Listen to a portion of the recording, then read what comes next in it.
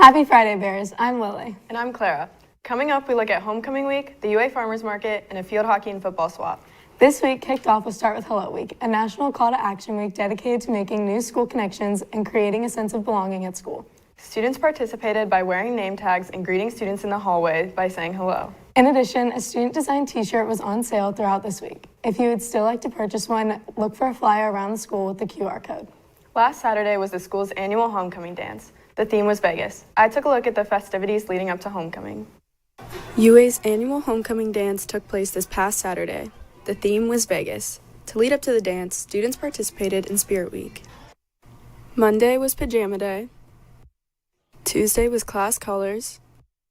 Wednesday was Anything But a Backpack Day. Thursday was Adam Sandler Day. And Friday was Jersey Day, complete with a neon-themed football game at the Marv. I talked to Student Council Co-President Dominic Meloragno to learn how Student Council came up with the ideas for Spirit Week. So pretty much we all had like a meeting one day, the student council, and we kind of talked about different themes that we thought that the students would want and that we also wanted ourselves. A lot of them we even thought of from like seeing TikTok videos, like Bring a Backpack to School Day and like Adam Sandler Day. So then we pretty much got a list together, narrowed it down to like it was still a pretty long list, but then we put it out to the student body and then had everybody vote. And yeah, we got our top 5 results and that's what we're going with. This year, homecoming was outside at the Marv, like it was for the previous homecoming. We had a really good turnout last year, so we figured that we would give the people what they want and have homecoming at the Marv again. So we're gonna have a big tent, a DJ, and we're also gonna have some really cool party favors. The dance went from 8 p.m. to 11 p.m., with most students gathering under the tent to dance. I thought the dance went really well this year again. We definitely had a lot of people show up.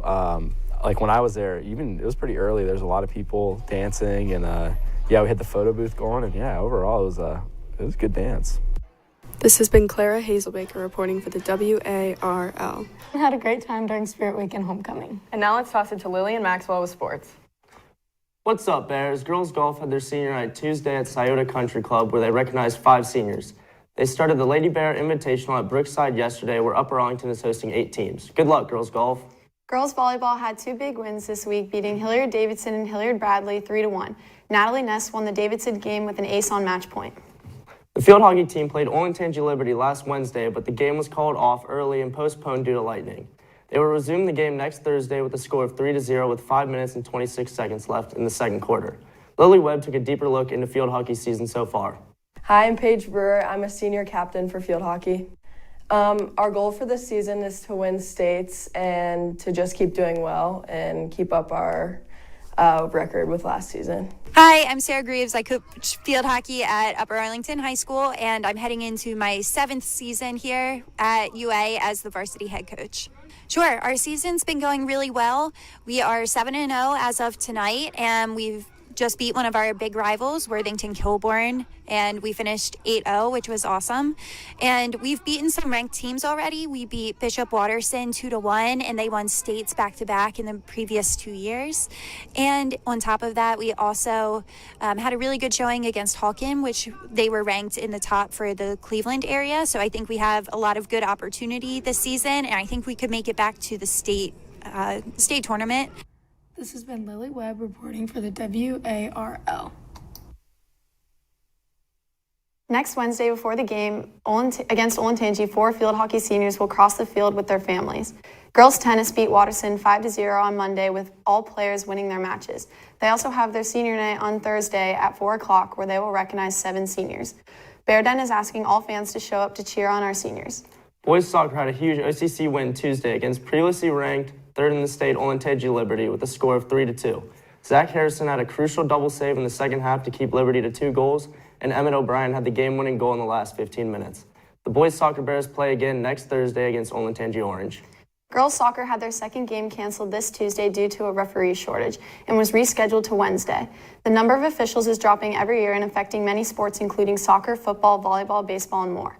I asked the girls soccer team about this situation for more insight. We've got a ref shortage. It's something that we have to deal with, and it's just something that we're going to consistently have to deal with. So we're thinking about a ref shortage. What does that mean? Well, basically, the refs aren't picking up games like they used to. It's not easy being a referee. A lot of the coaches at one time refed. So now you're basically being asked to step away from the game and ref it, but it's not an easy job, right? Parents don't like calls, coaches don't like calls, players don't like calls.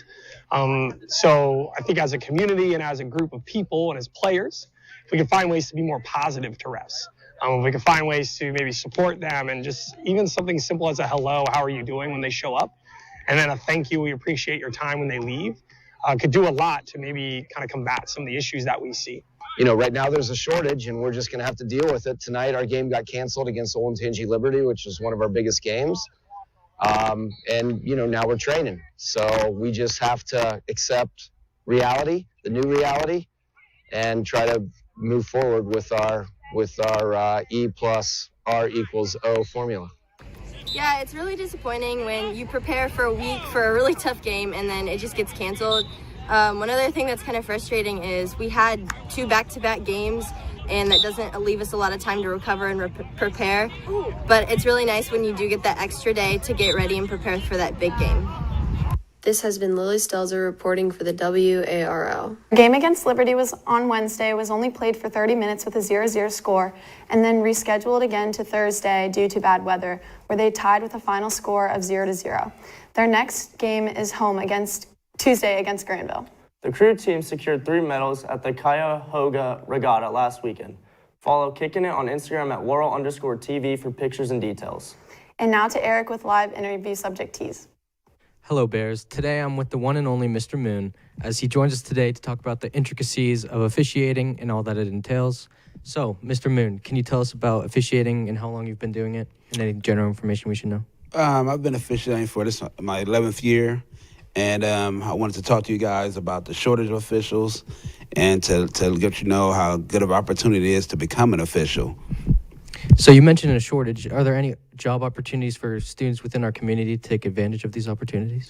Yes, that's important to me. I wish somebody would have came and told me about this when I was your age, that you can be 14 years old, and if you go to the OHSAA.org/officiating website, you get all the information there that you need to know.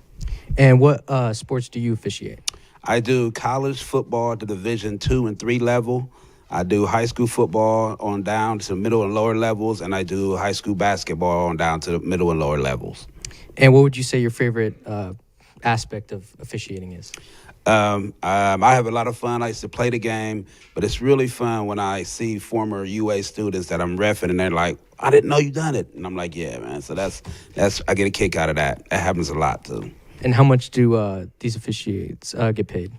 Well, it differs different levels, but I just ask all of you guys at 14 years old where you can go without a diploma and make $65 an hour, because that's about what the games come down to, that you're out there for about a little over an hour and about $65. All right. Thank you. Thank you so much for coming down. We really appreciate it. If any students who want to email him, you can email him at scottmoon4277@yahoo.com. I'm Erin. And I'm Sydney. The Ohio School Report Cards came out last week, and Upper Arlington City Schools did exceedingly well. UA schools earned 5 out of 5 stars in the categories of achievement, progress, gap closing, graduation, and early literacy.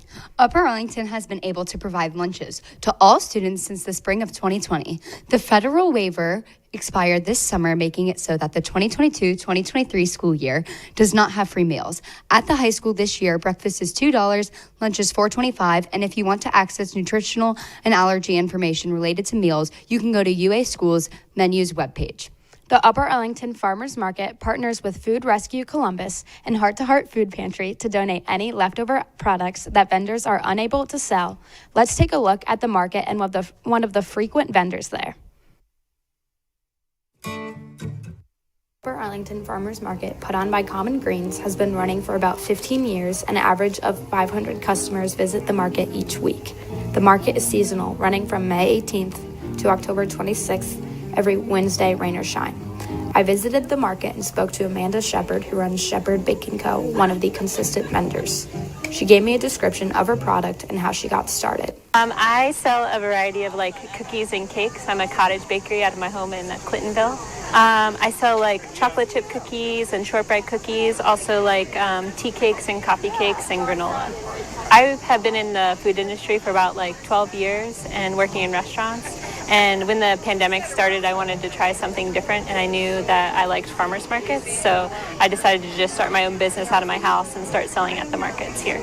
If you are interested in visiting, the market is located at the Tremont Pool parking lot adjacent to Northam Park. If you are busy on Wednesday evenings, try to visit the Clintonville Farmers Market on Saturday mornings or the Bexley Farmers Market on Thursday evenings.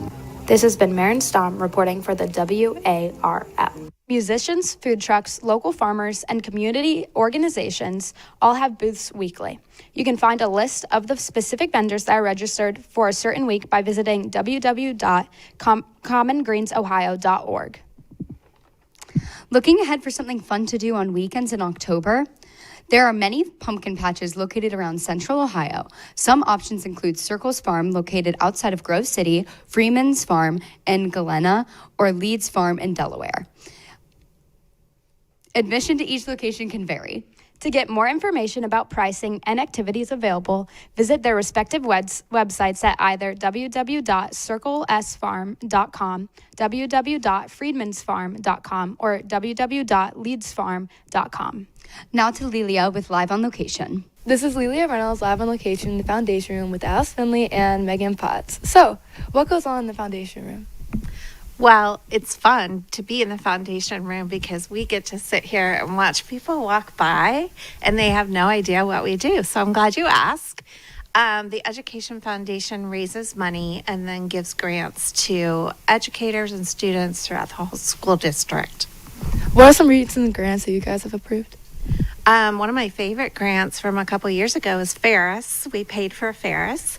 And then actually one of our most recent grants was to pay for the t-shirts that you guys are wearing. Okay. What are some upcoming events that you guys are holding?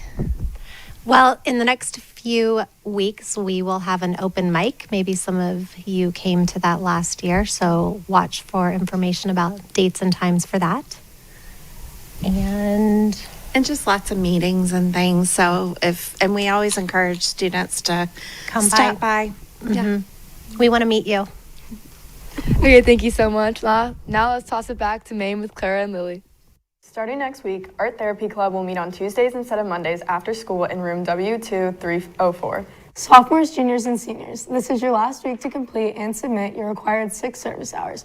If service hours are not turned in by next Friday, September 30th, students will be marked absent for the first day of school on Tuesday, August 16th. Seniors, if you have an October 15th college application deadline, your first transcript request is due to the College Center Monday by the end of the day. Next year, many students will be competing in sports at the college level. Let's see one of our football senior captains try field hockey. Hi, my name is Emily Barker. I'm a senior captain on the field hockey team. I've been playing field hockey for 9 years, and I'm going to the Ohio State University for field hockey. I'm Henry Rappelt. I'm a senior football captain. I'm number 56 on the field, but number 1 in your heart, and I've been playing football for 8 years. Today, Emily's going to be teaching me how to play field hockey. Yeah. So you're going to have it over here, and then you pull it to the left side of your body. Flat, like that, yeah. And you just go back. Woo! Like that. Or you could do reverse. So basically, you step. Not step like this? Yeah.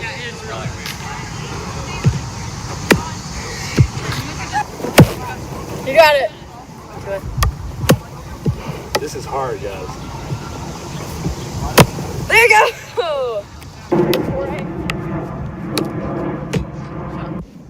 Move your right hand down, and then move it back up.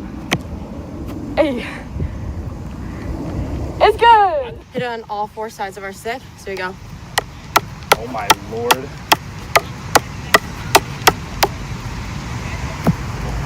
You got it. All right, make sure you guys support Girls Field Hockey Senior Night on September 28th. This has been Lilia Reynolds reporting for the Coming up in next week's show, we look at Key Club and how to get involved. You can also check out our new Instagram post to learn more about Arlingtonian. Have a great weekend, Bears. See you next Friday.